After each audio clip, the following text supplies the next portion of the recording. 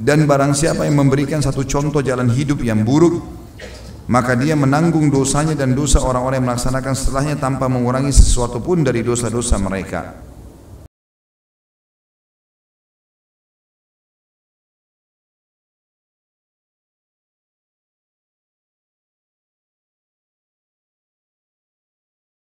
Assalamualaikum warahmatullahi wabarakatuh. Alhamdulillah, tidak henti-hentinya kita memuji Sang Pencipta Allah, dan selalu kita gembira dengan pujian ini, karena pujian inilah yang telah dijanjikan oleh Sang Pencipta Allah untuk memenuhi segala kebutuhan kita. Maka sangat wajar kalau kita selalu menjadikan ucapan dalam keseharian kita, karena memang janji yang didapatkan sangat besar.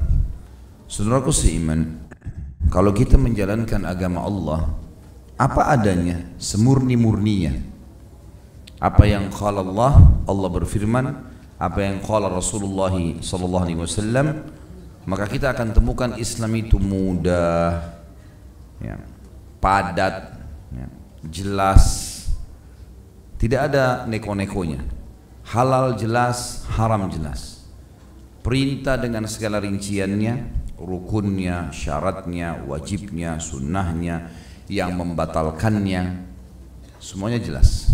Yang haram jelas, dan realita di lapangan kita bisa lihat dengan ancaman-ancamannya, ya zinanya, ya ribanya, yang segala macam, dengan rincian dan pendapat-pendapat ulama yang sangat banyak. Kita akan temukan seorang muslim yang mengamalkan agamanya sangat mudah sekali. Dia punya panduan hidup dan dia bisa buktikan hasilnya dalam realita sehari-hari. Kalau itu kesimpulan atau itu yang bisa kita jelaskan di awal pembukaan kita teman-teman sekalian, maka coba fokus kepada apa yang diperintahkan saja, dan fokus kepada hal-hal ini dalam aplikasi kehidupan kita, atau kita aplikasikan dalam kehidupan sehari-hari, lalu kemudian ajarkan kepada orang lain. Dan juga hal-hal yang dilarang dalam agama jauhi, dan jangan pernah contohkan kepada orang lain.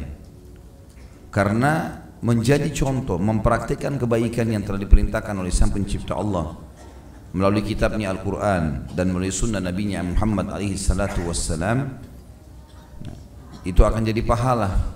Mengajarkan kepada orang lain menjadi amal jariyah buat dia. Mengerjakan dosa yang dilarang oleh Sang Pencipta Allah akan dapat hukuman.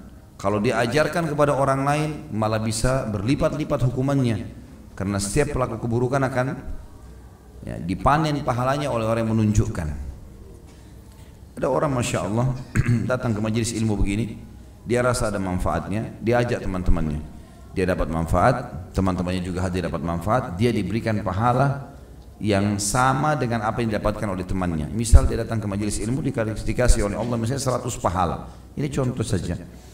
Maka temannya juga yang diajak dapat 100 pahala, tapi dia kena mengajak temannya dapat 100 pahala seperti pahala temannya, berarti dia dapat 200 tanpa dipotong dari pahala temannya tadi. Begitu kalau diajak 5 orang, kalau diajak 10 orang, kalau diajak 100 orang, makin banyak maka makin besar pahalanya. Penyuruh-penyuruh pada kebaikan ini sangat bagus, ya, pahalanya besar. Hanya saja harus yang dia serukan memang kebenaran, harus jelas panduannya. Tidak boleh sembarangan dikarang-karang. Qala Allah, qala Rasul. Jangan ditambah, jangan dikurangi udah. Allah sudah turunkan dengan selengkap-lengkapnya Al-Quran 30 juz, juga sudah diajarkan kepada Nabinya Muhammad SAW semua sunnah. Apa yang Allah inginkan, cukupkan dengan itu. Dan orang yang berbuat dosa, ada banyak orang subhanallah panen dosa karena dia sendiri yang buat. Dia buat zina misalnya, dia dapat dosa dengan zinanya. Tapi uniknya dia panggil temannya keesokan harinya untuk ke diskotik yang sama, ke karaoke yang sama, ke tempat zina yang sama, atau ke hotel yang sama. Kemudian dia mengajarkan temannya yang belum tahu apa-apa, kalau nanti kamu masuk ke kamar kamu lakukan seperti ini, lakukan seperti ini. Diajarkan secara rinci bagaimana temannya berzina. Walaupun dia tidak lakukan zina pada malam itu, malam yang kedua yang diajak temannya, tetap dia dapat dosa yang sama dengan apa yang dilakukan oleh temannya. Maka ini harus dijauhi ini. Kalaupun ada seseorang terjerumus dalam kesalahan, karena semua orang bisa terjerumus dalam kesalahan, maka minimal buat diri dia sendiri. Jangan diekspos ini, jangan dibagi-bagi sama orang. Karena kalau mereka melakukannya walaupun kita sudah tidak melakukannya, maka tetap kita dapat dosanya. Pelanggaran dalam agama, teman-teman, oleh para ulama dibagi menjadi dua. Ada dosa syahwat, ada dosa syubhat. Dosa syahwat, dosa yang diikuti dengan hawa nafsu, zina, riba, mencuri, memukul, menipu, itu hawa nafsu.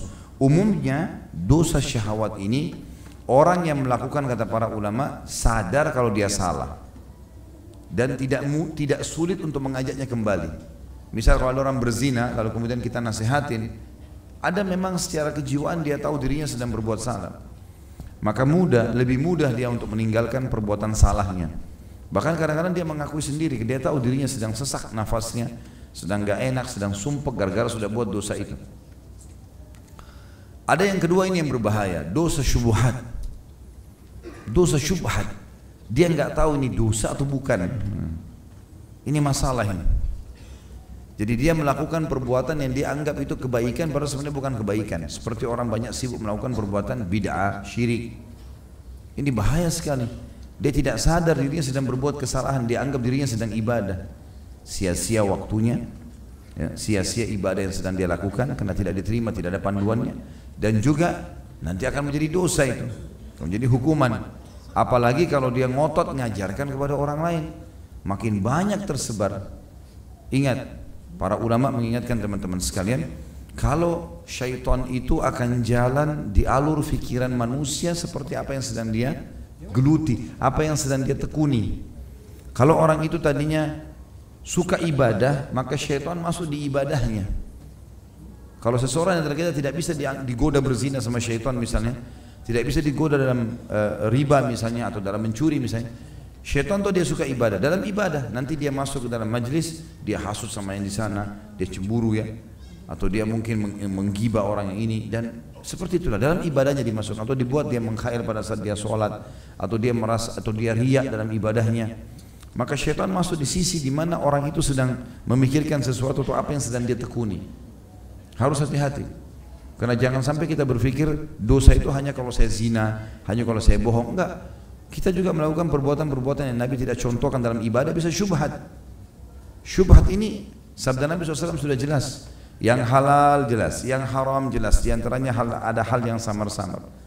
Siapa yang menjerumuskan dirinya siapa yang menyelamatkan diri dari hal yang samar-samar, boleh atau enggak ya, dia telah menyelamatkan kesucian agamanya dan di jiwanya, dirinya dia. Dan siapa yang menjerumuskan dirinya pada yang syubhat, tidak jelas hukumnya, dia belum tahu atau dia tidak tahu, atau mungkin memang tidak ada dalilnya, maka dia telah menjerumuskan dirinya pada yang haram. Seperti pengembala domba yang membawa domba-dombanya di padang rumput yang luas, kemudian rumputnya lebih tinggi dari dombanya, dia tidak tahu domba mana yang dicuri oleh serigala. Khusus untuk masalah dalil yang dipakai oleh Imam Adz-Dzahabi rahimahullah dalam dosa besar ini, dan Imam Adz-Dzahabi bukan ulama yang hidup zaman sekarang, sudah lama ini, dan buku yang sedang kita bahas jelas rujukannya, beliau mengingatkan dari zaman itu tahun 700-an Hijriah ya, ini kurang lebih 7 abad yang lalu. Beliau mengatakan, diangkat dalil yang pertama hadis Nabi SAW dalam riwayat Imam Muslim Kitabul Ilm nomor 2674, man da'a ila dhalalatin kana alaihi minal ithmi mithlu athami man tabi'ah la yanqusu dhalika min athamihim syai'a. Tentu ini ada potongan hadis yang pertamanya, ini potongan yang kedua. Saya bacakan dulu terjemahan yang sekarang. Barang siapa yang mengajak kepada suatu kesesatan, maka dia akan menanggung dosa seperti dosa-dosa orang yang mengikutinya. Hal itu tidak akan mengurangi dosa-dosa mereka sedikit pun. Potongan awalnya hadisnya adalah, siapa yang mengajak pada kebaikan, maka dia akan mendapatkan pahala orang yang melakukan kebaikan dengan mengikuti dia, tanpa dikurangi sedikit pun dari pahala orang yang melakukannya. Kayak tadi saya kasih contoh, kita ajak orang ke majelis ilmu, kita ajak orang ke masjid, kita dapat pahala, teman kita dapat pahala, tapi kita diberikan oleh Allah bonus seperti pahala yang apa yang didapatkan oleh teman kita karena kita mengajaknya. Mengajak saja, mengajak, dakwah, panggil, ajak mereka. Begitu pula dengan sebaliknya tadi, saya bilang potongan hadis, barang siapa yang mengajak pada suatu kesesatan, kemaksiatan, kesalahan, dia tunjukkan. Ya. Kalau pula ada orang tanya di mana alamatnya diskotik ini, jangan jawab. Gak usah jawab. Walaupun kita tahu ada di ujung jalan, gak usah dijawab. Karena kalau kita jawab, oh saya nggak ke diskotik, tapi itu di sana tuh di pojok sebelah kiri. Lalu dia pergi diskotik 3 jam. Kita dulu di rumah baca buku dapat dosa. Untuk apa? Kalaupun nasihatin dia, ya. Saya mau tanya diskotik ini di mana? Mas orang muslim ya? Tanya, siapa tahu dia muslim? Iya saya muslim. Sudah tahu gak? Itu nggak boleh loh diskotik, haram gini-gini. Ya udah itu urusan saya, ya sudah. Saya juga nggak bisa tunjukin. Saya nggak mau dapat dosa kalau saya tunjukin. Siapa tahu jadi penyebab hidayahnya? Siapa tahu? Subhanallah. Dalam pepatah bahasa Arab dikatakan, bisa saja sebuah kalimat yang kau ucapkan bisa mengubah hidup seseorang, berubah jadi totalitas, secara totalitas menjadi kebaikan. Dari mana kita tahu teman-teman orang yang salah sholatnya di sebelah kita jadi ulama besar nanti? Bisa jadi gara-gara teguran dia, atau gara-gara peringatan kita gitu ya. Atau mungkin kita kasih dia sebuah buku. Ada buku-buku kecil yang sering kita bagikan, ini banyak sekali. Buku doa, buku sholat. Tidak seberapa nilainya, harga gorengan ini. Jadi datang ke masjid, bawa di tas antum 10 buku. Masjid, saya dengan barbot, saya mau titip ya, taruh di pojok-pojok di masjid, mungkin ada rak, bisa dibaca oleh jamaah. Atau kita bagi-bagi pada saat habis sholat Jumat, atau lagi di angkutan umum, bisa kita bagi buku, nggak usah jual, gitu kan? Pahala. Target sehari 10 orang lah, 10 buku kita bagi. 10 hari 100 orang, 1 bulan 300 orang, 10% saja, ya. 30 orang dapat hidayah. 1% deh, 3 orang. 3 orang selama dia ibadah kita dapat pahalanya. Abu Hanifah itu sekarang teman-teman sekalian, madhabnya beliau dipakai hampir di seluruh Eropa dan Turki. Jumlahnya jutaan orang yang pakai madhabnya. Sampai jadi madhab pemerintahan Turki, madhab Abu Hanifah. Dan subhanallah orang yang tunjukkan tadi itu panen pahalanya. Itu luar biasa. Gitu kan? Abu Hanifah pernah berkata, cerita tentang bagaimana dia belajar dari tukang cukur yang pernah saya ceritakan waktu lagi musim haji. Dia lagi masuk ke tukang cukur, dia tanya berapa harganya cukur ini. Kata tukang cukur, jangan tanya harga, ini ibadah, gak usah tanya, bayar berapa kamu bayar. Baiklah. Pas dia duduk, Abu Hanifah bilang, saya duduk saya bukan arah kiblat. Dia bilang, adab kiblat lah, kau lagi ibadah ini, masih pakai baju ihram. Dia bilang saya hadapkan kiblat. Kemudian saya pas duduk menghadap kiblat, saya bilang silakan potong, saya kasih arah kiri kepala saya. Dia bilang kenapa arah kiri? Sunnah Rasulullah arah kanan. Padahal Abu Hanifah sudah ulama besar waktu itu. Dan ini yang tegur dia tukang cukur. Dia bilang saya belajar 5 ilmu fikih dari tukang cukur. Masalah tadi jangan negosiasi masalah cukur. Datang 10 real, bayar aja 10 real. Gak usah negosiasi, ibadah. Ya. Kemudian hadap kiblat pada saat dicukur. Ini mazhab Abu Hanifah ya. Kemudian cukur sebelah kiri, disuruh oleh tukang cukur bilang sebelah kanan, sunnah Rasul, sudah 3. Dia bilang sementara saya lagi dicukur, saya diam, nunggu. Tukang cukur bilang, kenapa kau diam? Ini ibadah, zikir, berdoa. Abu Hanifah benar juga. Kenapa saya bengong? Mendingan saya zikir. Dia bilang sambil saya berzikir. Udah selesai. Yang fikih yang kelima dia bilang. Begitu saya sudah bayar, saya mau pergi. Dia bilang, kau mau kemana? Dia bilang, Abu Hanifah bilang, saya mau pulang. Sebentar, kamu baru selesai manasik. Berdoa, ini mustajab. Dia bilang, baiklah, saya berdoa. Dia bilang, saya lihat tukang cukur ini, nggak ada tanda-tanda, nggak ada ciri ulamanya. Orangnya kayak orang biasa, orang awam. Kata Abu Hanifah, saya tanya kamu atas nama Allah, dari siapa kau belajar tadi itu? Dia bilang, saya pernah mencukur Atha bin Abi Rabah, seorang tabi'in. Atha bin Abi Rabah teman-teman datang cukur ke tempatnya tukang cukur, nggak banyak ngomong, dia cuma datang, terus kemudian dia langsung, saya mau cukur. Dia nggak negosiasi harga. Kemudian dia duduk, dia hadap kiblat. Pada saat lagi cukur, dia berikan isyarat dengan cukur mulai sisi kanan. Kemudian dia sambil berzikir, setelah pas mau pergi dia berdoa. Kata tukang cukur apa? Saya pernah mencukur Atha bin Abi Rabah dan dia kerjakan itu. Dan setiap kali orang datang cukur di tempat saya selalu nasihatin yang sama. Perilakunya bisa jadi amal jariah.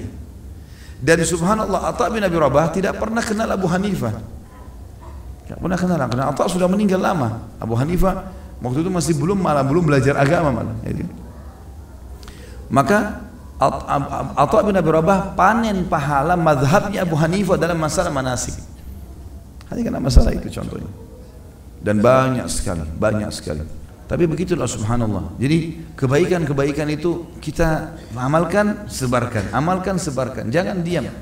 Yang penting kebenaran itu kita tahu betul-betul memang kebenaran. Harus punya dalil. Qala Allah, qala Rasul. Kita punya agama murni Islam, jangan ditambah-tambah gitu. Seperti itulah teman-teman sekalian. Sama halnya dengan keburukan. Pengalaman-pengalaman antum dalam dosa jangan dikenang lagi, tidak usah kenang. Apalagi kalau sampai mengajarkan ke orang lain, apalagi kalau menceritakan ke orang lain. Bahkan sebagian ulama mengatakan dianjurkan agar seseorang tidak menceritakan maksiatnya di masa sebelum dia taubat. Walaupun dia menjadikan sebagai ibrah dan pelajaran bagi orang lain. Lebih baik dia hindari. Khawatir kalau dia sebutkan, dia terkenang. Bisa mengingat, bisa jadi masalah buat dia. Misal dia bilang, saya dulu juga pernah berzina. Nah untuk apa? Saya juga tahu itu begini dan begitu. Lebih baik dia mengatakan, jangan berzina, tapi menikahlah. Lalu dia sebutkan fadilah daripada dia mengenang masa lalunya. Saya sudah pernah laluin itu semua obat-obatan, saya pernah laluin itu begini-begini. Enggak ada gunanya. Apa gunanya? Jangan disebutin. Karena kita dianjurkan untuk menutupi aib kita sendiri. Itu aib, enggak boleh. Kata Nabi SAW, orang yang buruk kedudukannya di sisi Allah adalah orang yang telah Allah tutupi aibnya semalaman, lalu dia bongkar sendiri besoknya. Malam hari dia zina, malam hari dia mabuk, malam hari segala, Allah tutup semalam suntuk, gak ada yang tahu. Besok dia sendiri yang ekspos di kantornya, atau di jalan, atau di keluarganya. Apalagi kalau sampai ajarkan ke orang lain ini. Ya. Kita sebagai orang tua jangan ajarkan amal buruk kepada anak-anak, jangan wariskan keburukan. Ya. Kepada teman-teman, pada kerabat, pada istri, pada suami, ya. Walaupun kepada orang tua kita juga harusnya kita pahami ini teman-teman sekalian. Dan ini berbahaya sekali karena dosa-dosa kita akan panen dari situ. Ya. Sama juga dengan hadis, ada hadis yang sahih riwayat Bukhari, tapi di sini tidak disebutkan itu dalam bahasan kita. Tidak ada jiwa yang terbunuh, ya, kecuali anak Adam yang pertama melakukannya akan panen dosanya. Tadinya nggak ada pembunuhan kan? Waktu Qabil dan Habil ribut, gitu kan? Terbunuhlah. Pada saat terbunuh, maka Allah Subhanahu wa taala menjadikan dia yang membuka pintu itu, pintu keburukan itu. Sehingga semua orang yang terbunuh atau orang yang membunuh sampai menjelang hari kiamat dipanen dosanya oleh orang ini. Nabi SAW juga dalam hadis yang lain di sini teman-teman sekalian, hadis yang kedua diangkat oleh beliau, riwayat Imam Muslim dalam Kitabuz Zakah nomor hadisnya 1017 dan Nasai Kitabuz Zakah nomor 75 dan 76. Saya sudah pernah sebutkan sebenarnya ini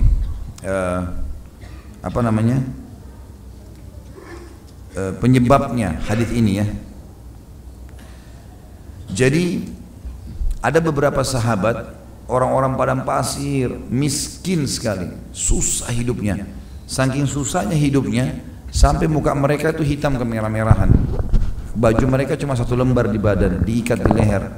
Dan kalau seandainya dia atau mereka tersingkap atau dengan angin tersingkap auratnya. Nabi SAW lihat dari jauh, beliau langsung naik mimbar, motivasi sahabat untuk sedekah. Bersedekahlah, itu akan meredam murkanya Allah, itu akan menambah rezeki kalian. Terus Nabi SAW motivasi mereka. Lalu Nabi mengatakan bersedekahlah walaupun dengan secuil kurma. Maksudnya kalau kalian di rumah kalian tidak punya kecuali satu butir kurma dan kalian cuma mampu cuil sedikit kulitnya, itu disedekahkan, sedekahkan. Enggak boleh enggak ada yang sedekah gitu, kata Nabi SAW. Kemudian ada satu sahabat, waktu itu Nabi SAW suruh tebar kain untuk menerima sedekah supaya diberikan kepada orang-orang susah. Ada satu sahabat berdiri memulai memberi, dia memberi. Lalu yang lainnya pada ikut semuanya. Apa kata Nabi SAW? Diberikan gambaran di sini. Waktu sahabat tadi membuka pintu itu lalu yang lain ikut, man sanna fil islami sunnatan hasanah. Siapa yang memberikan contoh yang baik dalam Islam. Tadi sahabat ini motivasi sedekah, dia paling pertama datang. Akhirnya orang lain pada ikut semua gitu.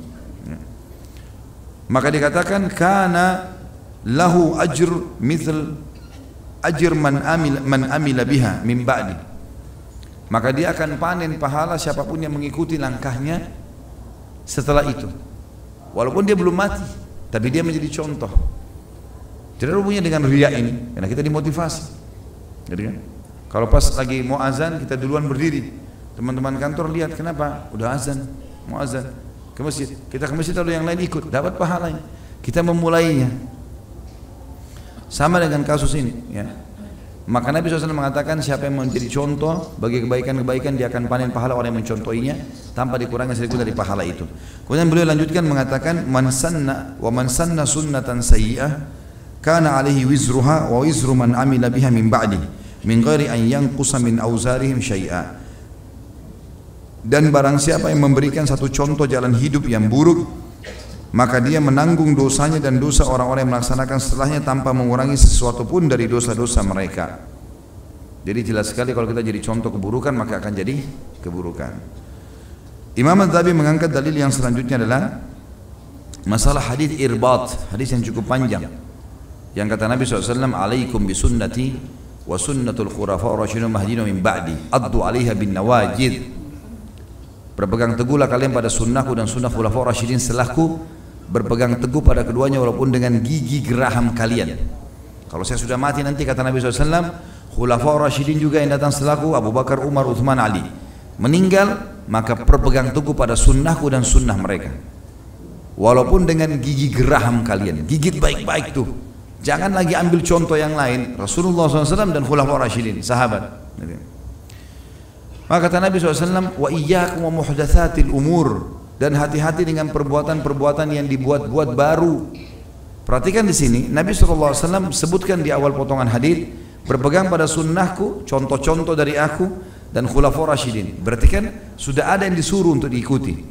Lalu Nabi bilang, hati-hati dengan perbuatan-perbuatan yang baru. Maksudnya apa? Baru dari apa yang saya lakukan dan sahabat saya lakukan. Tidak ada dulu kami lakukan. Fa inna kulla muhdatsatin bid'ah. Semua yang dibuat-buat itu dalam masalah ibadah dikenal dengan perbuatan baru dalam agama. Keluar istilah bid'ah. Wa bid'atin dhalalah, dan perbuatan bid'ah itu bisa membawa pelakunya pada kesesatan dan kekeliruan. Wa dhalalin finnar wa inna dhalalatin finnar, dan semua kesesatan akan membawa pelakunya ke dalam api neraka. Dan hadis sahih ini riwayat Imam Muslim. Maka di sini teman-teman sekalian kita lihat Nabi SAW mempertemukan antara sunnah di awal hadis dengan bid'ah di akhir hadis. Apa kata para ulama? Berarti dua makna yang berlawanan, rival. Seperti malam dan siang, laki-laki dan perempuan, hidup dan mati, dunia dan akhirat, gitu kan? Tinggi dan pendek, lapar dan kenyang. Nah, bid'ah sama sunnah. Ini seperti itu. Karena Nabi bilang di awal potongan hadis, renungi baik-baik, gitu kan? Berpegang pada sunnahku dan sunnah khulafaur rasyidin, dan hati-hati dengan bid'ah di akhir. Berarti konsep pemahamannya adalah bid'ah sama sunnah bertolak belakang. Makanya keluar statement para ulama salaf mengatakan, siapa yang hidupkan satu sunnah, dia matikan satu bid'ah. Siapa yang hidupkan satu bid'ah, dia matikan satu sunnah. Karena ini rival, lawan. Baik, kenapa kalau kita cukupkan dengan sunnah saja? Kan enak, nyaman. Sama kalau kita kerja di perusahaan, sering saya kasih contoh ini, kita ikuti peraturan saja yang ada. Udah, itu aja. Dapat gaji, tetap bekerja jadi pegawai, selesai. Kenapa harus buat yang perusahaan tidak suruh?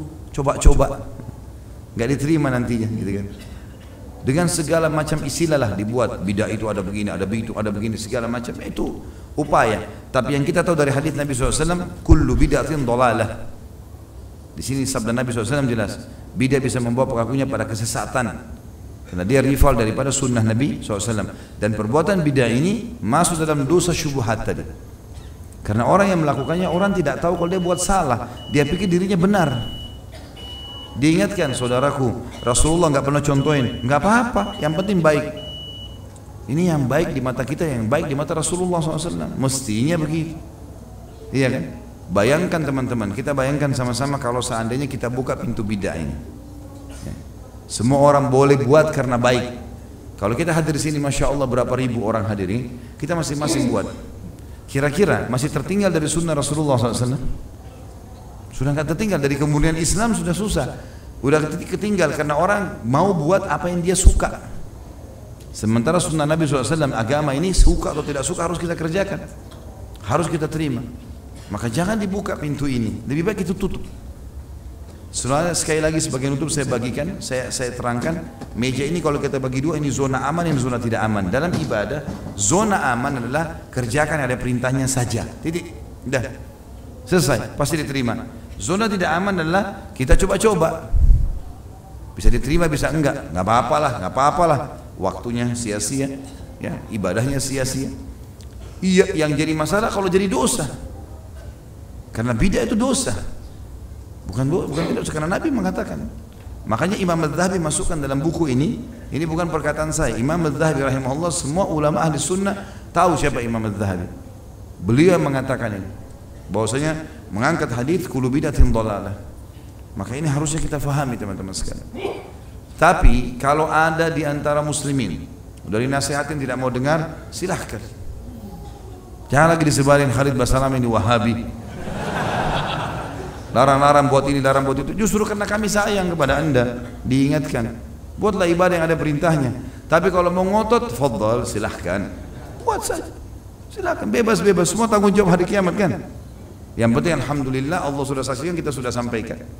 Dan orang kalau kerjakan ibadah sesuai dengan sunnah Rasulullah SAW, enak, simple, mudah, pasti pahalanya. Kenapa masuk ke zona yang tidak pasti? Bisa nggak minimal tidak diterima, minimal bisa diterima bisa enggak kan? Apalagi kalau ada ancaman bid'ah jadi perbuatan dosa, Imam Adz-Dzahabi masukkan kategori dosa besar loh. Ini jadi masalah. Gitu. Yang lebih parah ada orang mengajarkan pada orang lain bid'ah itu. Dia tidak cukup dengan dirinya, dia ajak orang lain. Ngotot harus begini, nggak apa-apa.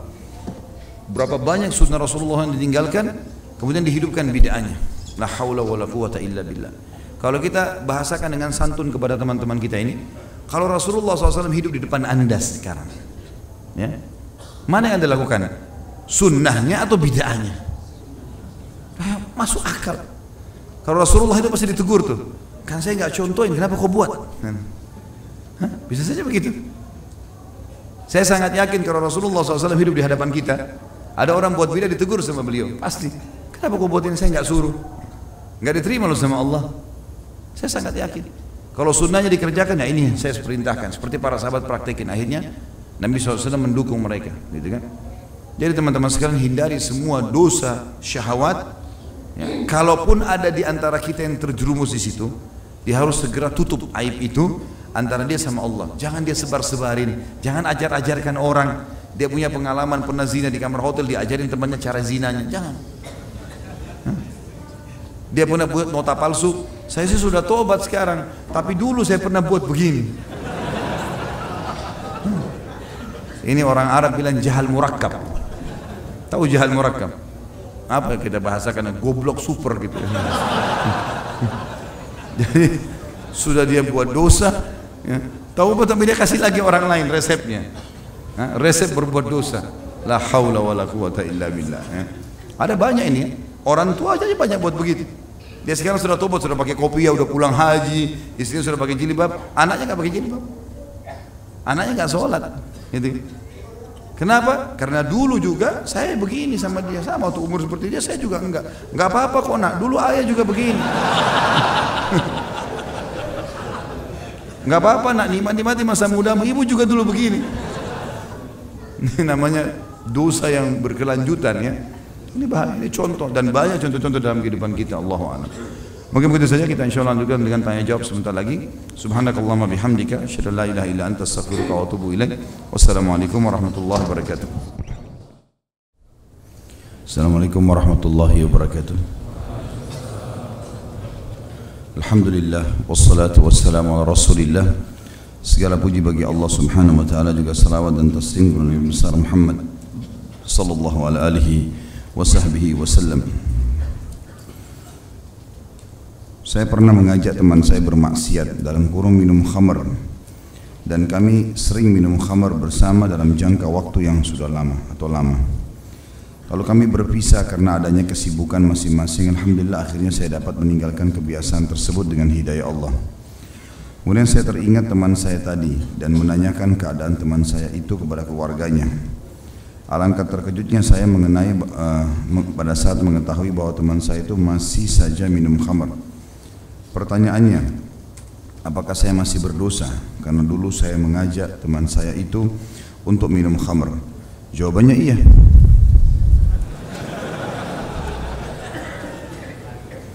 Karena ngajak dulu ya.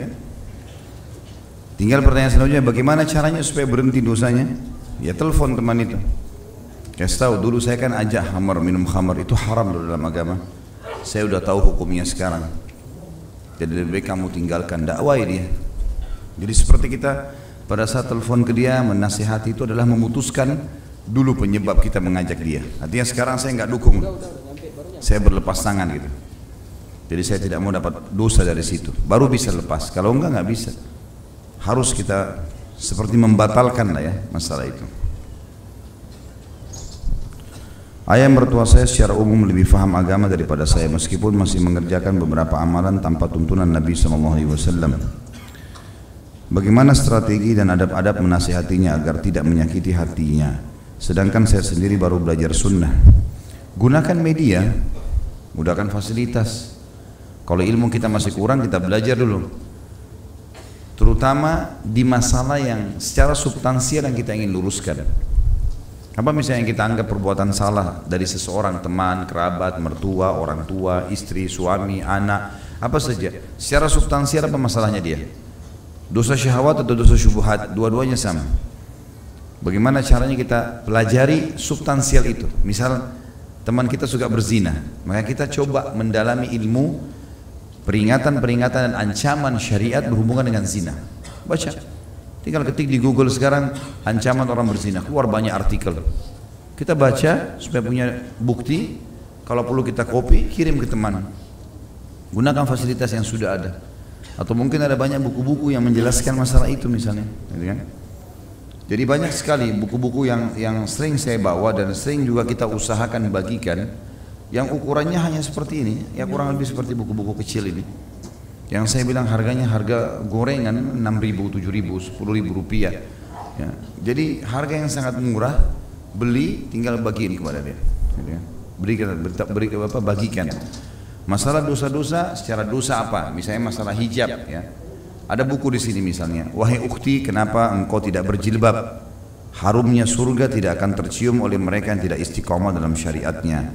Buku kecil, bagian kepada akhwat, ya mungkin akhwat kita di belakang punya teman-teman kantor, punya temannya, kerabatnya belum pakai jilbab, murah sekali bukunya, kasih hadiah. Ini saya titipin ya, hadiah buat saya, mudah-mudahan bisa dibaca. Kasih buku, apa saja. Kalau berhubungan dengan masalah dosa syubhat, masalah bid'ah, masalah syirik, juga banyak buku-buku seperti ini yang menjelaskan masalah bid'ah dan syirik, definisinya, dalil-dalilnya, contoh-contohnya, kasih aja. Kita gunakan fasilitas. Kalau merasa belum punya ilmu, belum tahu, tapi minimal kita juga membacanya supaya jangan sampai kita mengajarkan ilmu ke orang, memberikan buku sesuatu tentang bahasan tertentu kita sendiri belum paham itu. Itu nggak boleh di sisi Allah. Harus kita tahu dulu kan, baru kita sampaikan ke dia. Tinggal masalah metode menyampaikan, apakah secara langsung atau kita berikan buku. Itu yang saya tahu, itu yang cara terbaik. Gunakan fasilitas. Sekarang juga selain buku mungkin kita bisa, kalau dia malas baca buku, kita bisa berikan cuplikan-cuplikan ceramah. Ya semoga saja. Ya, itu kan upaya kita, ijtihad kita, cukup sampai situ, nggak apa-apa. Selebihnya tinggal doakan, ya sudah, tawakal. Semoga Ustaz sehat dan berkah hidupnya, sama-sama insyaAllah. Saya mencintai Ustaz karena Allah, ahabbakallah ahbabtani fi. Berkaitan dengan mengajak kesesatan, apabila saya mengajak teman untuk nonton bioskop, apakah termasuk mengajak kesesatan? Apa hukumnya nonton bioskop? Filmnya religi Ustaz.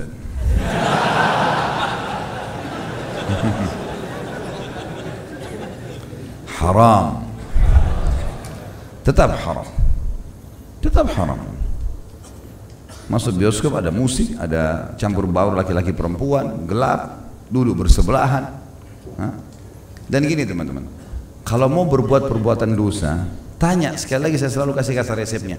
Kalau saya tidak buat kenapa? Kenapa kalau tidak ke bioskop? Kenapa? Nggak ada apa-apa, mata nggak buta, tangan nggak terpotong. Duduk di rumah enak, baca buku, dapat ilmu, minum susu, baca Quran, tidur. Pergi malam-malam, pulang jam sekian malam, untuk apa? Hanya untuk nonton rekayasa cerita? Kan film itu rekayasa cerita ya, dongeng. Cuma dikemas. Ini aktornya hebat ini. Kadang-kadang kita ditipu berapa kali karena orang aktor ini yang sama punya 100 film misalnya. Di sini jadi penjahat, di sini jadi orang baik, di sini jadi bodohnya kita ikut-ikutin. Oh iya ini bagus. La haula wala quwata illa billah. Coba antum tinggalkan ini kebiasaan ini, tinggalkan coba. Nonton-nonton ini coba tinggalkan. Awal mungkin ada tekanan, terasa pengen ingat aktor ini hebat ya, ini ya itu, pengaruh kejiwaan. Coba tinggalkan aja. Seminggu, sebulan, lama-lama antum akan merasa aneh kenapa dulu nonton. Akan muncul sampai pada puncak itu nanti. Banyak jemaah saya gitu. Akhirnya mereka mengatakan, iya ya Ustaz, akhirnya apa yang Ustaz sampaikan tentang masalah kalau kita tinggalkan kemaksiatan, dan memang melalui proses, ada tekanan-tekanan terasa, prosesnya ada. Tapi begitu sampai pada puncaknya, kita jadi berpikir, iya ya kenapa dulu saya buang-buang uang, buang waktu, untuk apa, ada hisapnya loh ini. Kita teman-teman, mati itu tidak nunggu ruangan ICU di rumah sakit. Bukan berarti kita meninggal sakit parah dulu baru meninggal, enggak. Orang duduk begini bisa meninggal, orang lagi jalan bisa meninggal. Bagaimana orang masa aman gitu? Sampai para ulama mengatakan bagaimana orang bisa nyenyak tidur di malam hari dengan berharap surga sementara dia bisa mati setiap saat. Dan bagaimana seseorang bisa melakukan maksiat di siang hari sementara dia tahu setiap saat bisa malaikat maut menjemputnya. Itu kelalaian, penyesalan di belakang teman-teman sekalian, hati-hati. Jadi bukan pasti enak ya. Jadi kita nggak pungkiri nonton film India 3 jam. Sebentar dia nangis, sebentar dia hebat, sebentar dia pengelas, sebentar dia enak memang asyik pasti. Tapi waktu antum terbuang, waktu antum terbuang gitu. Enggak, film ini saya nonton supaya saya belajar bela diri. Bagaimana caranya belajar bela diri dari film itu? Belajar, panggil guru, belajar di depan mata, praktek. Lihat orang nendang, kita tendang juga enggak kan? Duduk nonton. Enggak nendang kok. Itu alasan syaitan. Belajar lihat benar di lapangan. Permasalahannya adalah kalau kita nonton sesuatu teman-teman, anggaplah ada cuplikan yang tidak ada masalah agama. Misal pas orang lagi contohin apa gitu ya, sesuatu yang positif. Tapi pasti dari sekian durasi 2 jam pasti ada maksiat. Maksiat ini masalahnya, dia kalau ada, dia menurunkan timbangan amal soleh. Dan pernah saya bilang, kalau timbangannya seimbang, nggak bisa khusyuk. Mau tutup mata, mau baca Quran dengan tartil, tetap nggak bisa khusyuk. Caranya harus ini ditutup dulu, berhentiin dulu dosanya. Amal soleh dikerjain, nanti naik rate-nya, lama-lama jadi khusyuk. Makin kental, makin bagus, makin luar biasa. Sampai Abu Bakar radhiyallahu anhu itu kalau dengar ayat pasti nangis, nggak bisa nggak nangis. Kata para ulama, kan begitulah dalam keseharian sudah tidak ada lagi yang dia lakukan kesalahan. Ya sudah keluar, dia lihat yang haram, dia tunduk, perempuan misalnya tundukin mata, agama sudah ajarkan, azan ke masjid, pendapatan halal, udah jalani agama sudah. Jadi naik terus ini, rate ibadahnya ini terkunci, nggak bisa. Makanya jadi khusyuk nanti. Jadi kalau antum campur baurkan nggak bisa. Saya sholat ke Ustaz subuh di masjid, tapi saya malamnya ke bioskop. Ya. Kalau ini betul terjadi, orang nonton di bioskop kemudian dia sholat subuh dan dia bisa sholat di masjid, ini luar biasa sebenarnya. Kalau yang fakta secara teori nggak bisa. Dia buat maksiat malam, subuhnya lepas. Itu teorinya begitu. Sampai Abdullah bin Umar mengatakan, "Mas, saya tahu saya buat dosa kecil. Ya. Akibatnya saya terharamkan sholat subuh berjamaah di masjid sebulan. Hilang itu amal sholat itu jadi hilang gara-gara sedikit.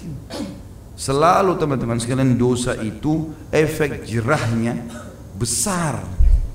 untuk mengembalikan. Jadi seperti kita luka, orang kalau berdosa itu seperti ambil pisau, luka-lukain badannya. Butuh proses, pisau ditarik, disimpan, ini tetap luka, tunggu kering dulu. Ada bekasnya dosa itu. Sebagaimana ibadah juga ada bekasnya. Antum kalau nggak ke bioskop sholat malam, ada bekasnya itu. Cuman kalau ibadah beda, antum seperti meletakkan pelembut kulit, ya, pewangi, beda, bukan luka. Kalau dosa itu luka. Karena orang sumpek, sedih, nggak ada orang buat dosa itu nggak sumpek, teman. Coba deh, ini alam ini tutup ini sekarang, pindah ke alam ini, hijrah, dan jangan setengah-setengah jadi orang baik. Sekalian jadi orang baik. Mau orang bilang alim, mau orang bilang berubah, biarin aja dia ngomong. Lidah itu sepanjang lidahnya nggak ada pengaruhnya buat kita. Susah kalau kita mau dengar perkataan orang. Kenapa kau pakai baju abu-abu ini? Oh iya ganti. Kenapa kau pakai kopi ini? Ganti. Nggak punya prinsip. Kenapa kau berubah? Ya saya suka begini. Ini prinsip saya. Orang yang buat maksiat aja, untuk apa urus saya? Bisa bilang gitu. Cuma kita dalam ibadah kalau sudah punya iman tidak. Oh karena ini kebaikan. Mudah-mudahan kau bisa contohin ya. Orang buat maksiat nggak mungkin bilang begitu kan?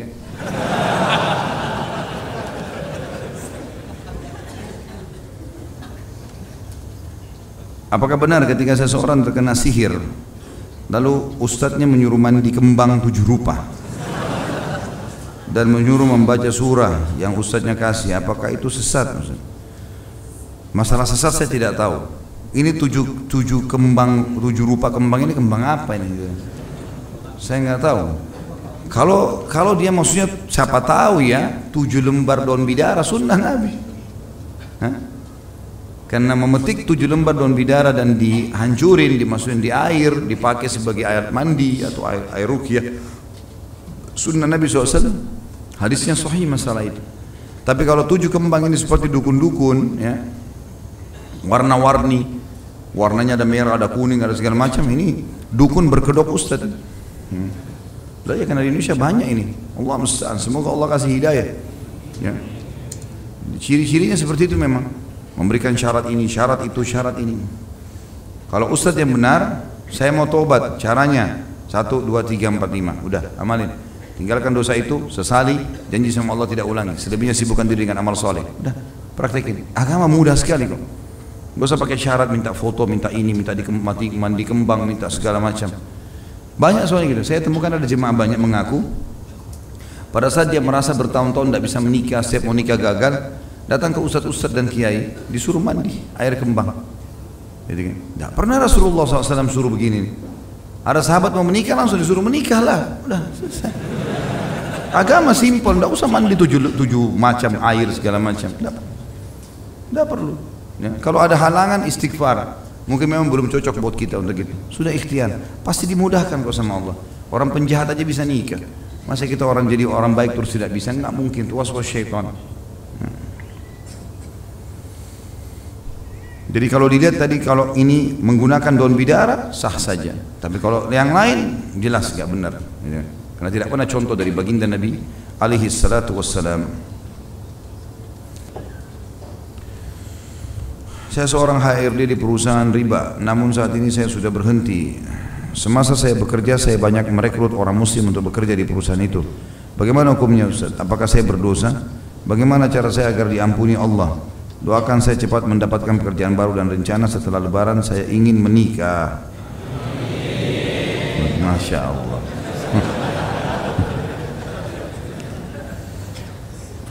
Baiklah. Tentu kalau kita pernah menunjukkan keburukan pada seseorang, ya, apalagi di sini mungkin bekas pegawai, bisa tahu, bisa teman-teman kantor, hubungin mereka, hubungin, supaya kita batalkan dosa berkelanjutan itu. Saya dulu yang mengajak kalian masuk karena saya belum tahu hukumnya, maka saya tahu loh sekarang ini nggak boleh riba gitu kan. Saya berlepas tangan, kalian mau kerja itu urusan kalian, tapi saya berlepas tangan, saya nggak ada urusan. Saya dulu tidak tahu, seperti itulah. Ya. Kalau masalah insya Allah mendapatkan pekerjaan, insya Allah, ya mudah-mudahan. Jangan putus asa dengan rahmat Allah. Salah satu bagian dari bahasan dosa besar kita teman-teman sekalian adalah putus asa dari rahmat Allah. Jangan bilang, oh saya kalau keluar dari tempat kerja ini haram. Allah kasih nggak ya saya gantinya? Dikasih, pasti. Nggak boleh ragu. Tapi memang ada proses. Kita suka malam, di pagi hari kita minta ya Allah datangkan malam. Tunggu waktunya tiba malam. Ada prosesnya, malam akan datang kok. Seperti itulah. Jadi ada prosesnya. Kita lapar, saya sering kasih contoh, minta Allah hilangkan lapar, kita makan, kunyah dulu, telan dulu, baru hilang laparnya. Sabar, ada prosesinya, gitu ya. Jadi kita lalui, nikmati proses itu. Kalau saya sering bahasakan, nikmati prosesnya.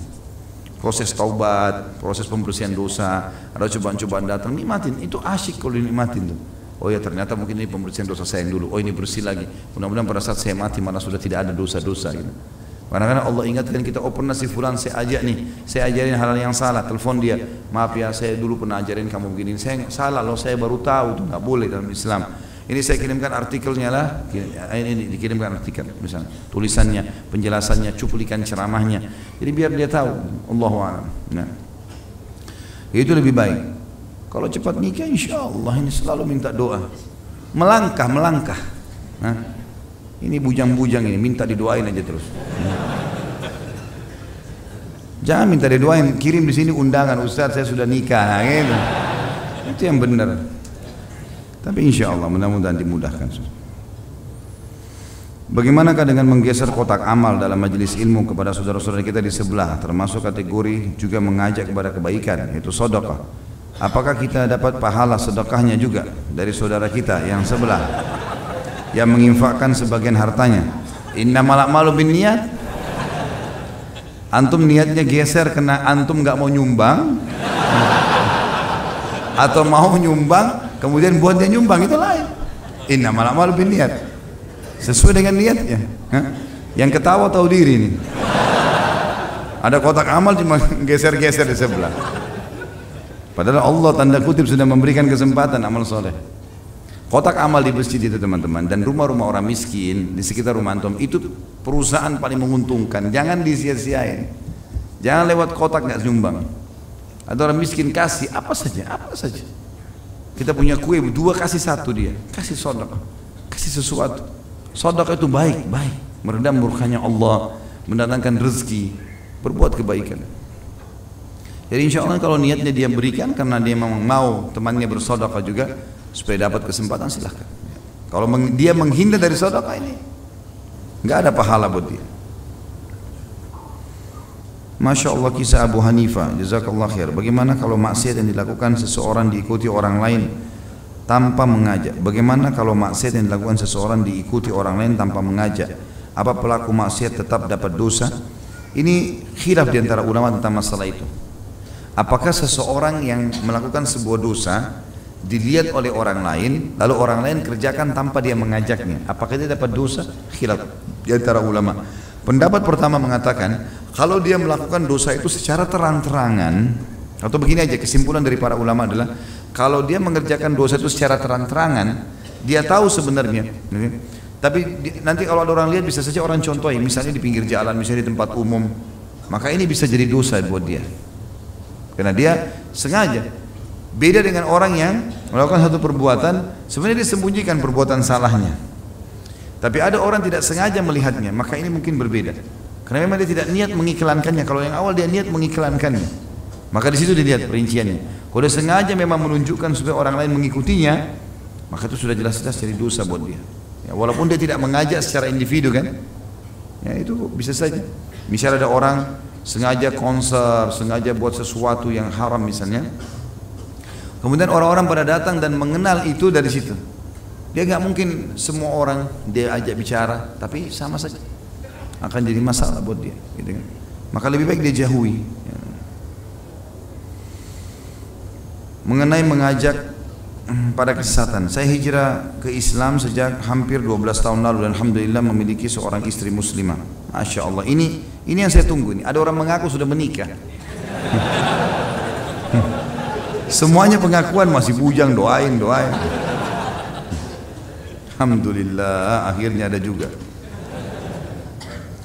Permasalahan saya adalah orang bisa menerima agama istri setengah hati. Permasalahan saya adalah orang tua menerima agama istri setengah hati dan tidak menerima saya memeluk Islam. Sejauh ini kami tidak masalah karena saya masih dapat jamaah 5 waktu sembunyi-sembunyi dan istri bebas untuk sholat. Namun ketika kami memiliki anak dan akan terus bertumbuh atas izin Allah, situasi akan berbeda. Ibu saya tidak mengizinkan anak saya memeluk Islam kelak, dan bahkan pada suatu kesempatan ibu saya mengancam bunuh diri. Hal itu sendiri hampir terwujud sehingga kami kembali mencoba meredakan situasi dengan kembali sembunyi. Dengan situasi ketika ibu saya selalu berusaha membuat kami tanda kutip jauh dari Allah, sementara anak kami akan mulai mengenal banyak hal hampir umur 3 tahun. Hal apa yang harus kami lakukan? Perubahan akhlak saya pun sejak memeluk Islam belum disadari benar oleh keluarga bahwa semua itu adalah ajaran Islam. Yang pertama saya sarankan pada orang-orang yang begini, teman-teman sekalian yang mu'allaf yang masuk Islam ini, jangan setengah-setengah dalam Islam. Kalau memang antum masuk Islam, anda masuk Islam dan yakin ini kebenaran, udah jangan setengah-setengah memang. Jelaskan Islam itu. Saya menganut Islam dan ini agama saya. Tidak ada hubungannya sama orang tua sama sekali. Tetap bakti sama orang tua, tetap santun sama mereka, tetap bantu pada saat butuh, tetap jenguk kalau sakit, ya. Tetap mencari ridho mereka, tapi bukan dalam hal akidah. Bukan dalam hal akidah, gitu kan. Itu banyak terjadi. Abu Hurairah anhu pernah begitu. Mengalami itu, ibunya kafir. Tiap hari begitu pulang dari masjidnya Nabi dicaci maki oleh ibunya. Kau sama Muhammad sesat ini segala macam caci maki, tinggalkan agama nenek moyangmu. Abu Hurairah sambut dengan senyum, tetap dicuci kaki ibunya, tetap dimasakin, dia nggak peduli. Sampai hanya puncaknya dia datang kepada Nabi SAW mengatakan, ya Rasulullah doakan ibu saya. Terus Nabi SAW doakan. Kita juga tahu kisah sahabat Nabi Sa'ad bin Abi Waqqas, ya, pada saat dia masuk Islam ibunya begitu ngancam. Bahkan ibunya demo 3 hari nggak makan, nggak mau makan sampai lemas. Kata Sa'ad apa? Hai ibu, kalau seandainya, sama dengan kasus ini kan mau bunuh diri ya. Hai ibu, kalau seandainya, kata Sa'ad, ini sudah masuk Islam waktu itu umurnya Sa'ad masih 16 tahun kalau nggak salah. Hai ibu, kalau seandainya anda ini memiliki 100 nyawa dan semuanya habis, mati, pakai lagi yang kedua, yang ketiga, agar saya tinggalkan Islam, saya tidak akan tinggalkan, percuma. Kalau sekarang terserah, mau makan silakan, nggak mau makan nggak usah. Begitu sama Sa'ad. Akhirnya ibunya makan juga. Jadi biasanya ini cuma ancaman-ancaman saja gitu kan. Kalau saya memang tunjukkan prinsip dan tunjukkan setelah masuk Islam, tidak usah sembunyi-sembunyi. Kalau memang kita jadi lebih baik, karena ajarin apanya, karena Islam itu transparan nih. Tetap disuruh bakti sama orang tua yang kafir, tetap disuruh silaturahim dengan keluarga yang kafir, tetap disuruh bantu orang susah dari mereka, tetap disuruh jenguk orang sakit, tetap semua, nggak ada masalah. Yang penting jangan umumkan dengan ibadahnya. Kalau ibadahnya dihubungkan, ini yang jadi masalah. Apalagi ini anak, nggak ada hubungannya sama ibu antum ini. Jangan dihubungkan sama ibu. Oh ini anak saya dilarang masuk Islam, nggak ada hubungannya. Anak itu lahir sesuai dengan agama orang tuanya. Kalau orang tuanya muslim, ya muslim anak itu kan. Tidak usah diikutkan sama neneknya, nggak ada hubungannya sama sekali. Jadi nggak usah ketakutan nanti nanti berusaha bunuh diri atau apa saja, itu bukan kuasa kita. Dan tunjukkan prinsip. Ibu bunuh diri pun nggak ada hubungannya sama keyakinan saya. Seperti Sa'ad bin Abi Waqqas tadi. Seperti itulah. Karena ini masalah prinsip, masalah akidah, masalah keyakinan, harusnya memang ditunjukkan seperti ini. Dan insya Allah kita doakan agar saudara kita ini diberikan kebesaran hati, ya, kekuatan iman, kokoh dalam Islam, dan saya sarankan memang memperdalam ilmu agama supaya tidak ada keraguan lagi, karena perilaku mengajak diri dan istri sembunyi-sembunyi ini itu karena masih adanya kelemahan iman dalam masalah ini, dan harus dia memperdalam ilmu supaya imannya lebih kuat, kemudian dia bisa menunjukkan itu kepada keluarganya. Kalau seperti ini saja nggak bisa dipertunjukkan, lalu bagaimana mendakwahi mereka coba kira-kira? Kan lebih jauh ya. Tapi kalau berani menunjukkan Islam, belajar praktikkan, maka dia lebih besar bisa mendakwahi mereka. Itu terjadi pada keluarga Nabi SAW. Ada yang menolak, ya, pamannya sendiri Abu Lahab menolak, ya, kemudian Abu Talib menolak. Tapi ada di antara pamannya Hamzah dan Abbas masuk Islam, radhiyallahu anhum ajma'in, gitu kan. Jadi kita di sini tunjukkan prinsip itu. Allahu a'lam bissawab. Baiklah, kita berdoa kepada Allah SWT semoga majelis kita diberkahi olehnya dan dijadikan sebagai tambahan amal kita pada hari kiamat. Semoga seluruh amal yang pernah kita kerjakan dan akan kita kerjakan sampai menjelang ajal datang nanti diterima dengan kemahamurahannya, dan semoga semua dosa yang pernah kita kerjakan sekecil sampai sebesar apapun diganti juga menjadi pahala dengan kemahamurahannya. Dan semoga Allah dengan kemahamurahannya yang saya yakin sedang melihat kita sekarang karena dia maha melihat, dan mendengar kita karena dia maha mendengar, agar menyatukan kita semua di surga firdausnya tanpa hisab. Sebagaimana satukan kita di majelis ilmu yang mulia ini. Kalau ada benar dari Allah, pada saat saya mohon dimaafkan. Subhanakallahumma bihamdika, asyhadu an la ilaha illa anta astaghfiruka wa atubu ilaik. Wassalamualaikum warahmatullahi wabarakatuh.